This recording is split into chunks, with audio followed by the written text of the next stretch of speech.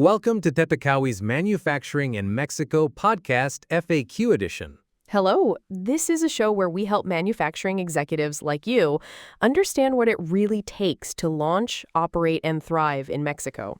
So today we're answering a question that's come up in nearly every executive strategy session we've been a part of. What exactly is IMMEX? IMMEX is an acronym that roughly translates to the Maquiladora and Export Services Industry Program. It's the backbone of Mexico's legal framework for duty deferral in export manufacturing. And if you're evaluating Mexico as a production site, it's a program you need to understand. At a high level, IMMEX allows companies to temporarily import most raw materials, components, and some equipment into Mexico without paying general import duties, provided those goods are transformed and exported within a set time frame.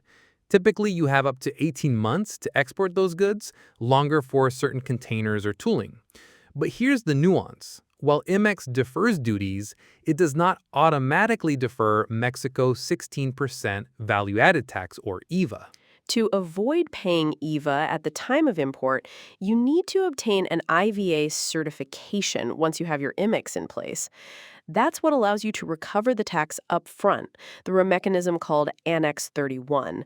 Without that certification, you're either paying the IVA and waiting for a refund, or posting a financial guarantee. And for high-volume importers, that can tie up millions in working capital. Let's talk equipment. Yes, capital goods like machinery can be temporarily imported under IMMEX, but if they're not exported later, they must be regularized through additional programs like PROSEC or Regla Octava Rule 8 to avoid permanent duties. Exactly. It's a common oversight. IMMEX isn't a blanket exemption. It's a duty deferral mechanism with strict eligibility criteria, especially by HS code. And permanent equipment strategies require their own strategic planning. Now, compliance is where this program becomes operationally intense. First, IMMEX holders must export at least 80% of what they import temporarily. And they must generate either $500,000 or 10% of total sales and exports annually. There's also the real-time inventory reconciliation. That's done through two systems, Annex 24 for inventory tracking and Annex 31 for matching imports and exports to tax authority records. That's all audited by SAT, Mexico's IRS equivalent. So how do companies access IMMEX? For export manufacturers, there are two primary modalities, IMMEX Industrial and the IMMEX Shelter model. With the industrial modality of IMMEX, you form your own Mexican legal entity, apply for IMMEX, set up VAT certification, and build your own compliance systems and teams. That process can typically take 8 to 12 months before you're fully operational. The Shelter model is different.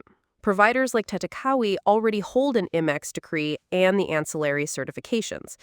That means you can launch production in a matter of weeks while offloading compliance and reporting to the Shelter team. You still control your line, your quality, your IP, but the Shelter manages the complexity, IMMEX registration, VAT certification, Annex reporting, audits.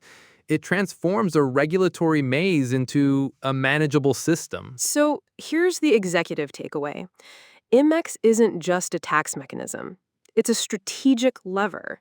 Done right, it accelerates speed to market, reduces landed cost, and minimizes compliance risk. But get it wrong or underestimate its complexity, and it becomes a liability. So here are the key questions to ask as you move forward. Are your inputs IMMEX eligible by HS code? Will you need PROSEC or Regla Octava for equipment imports? Can you realistically secure VAT certification? Who's managing your Annex 24 and 31 systems? And, can you consistently meet the 80% export threshold? And finally, based on your goals, timeline, and internal resources, is the industrial modality right for you, or is Shelter the better fit? Thanks for joining us on Tetakawi's Manufacturing in Mexico podcast FAQ edition. We'll see you next time.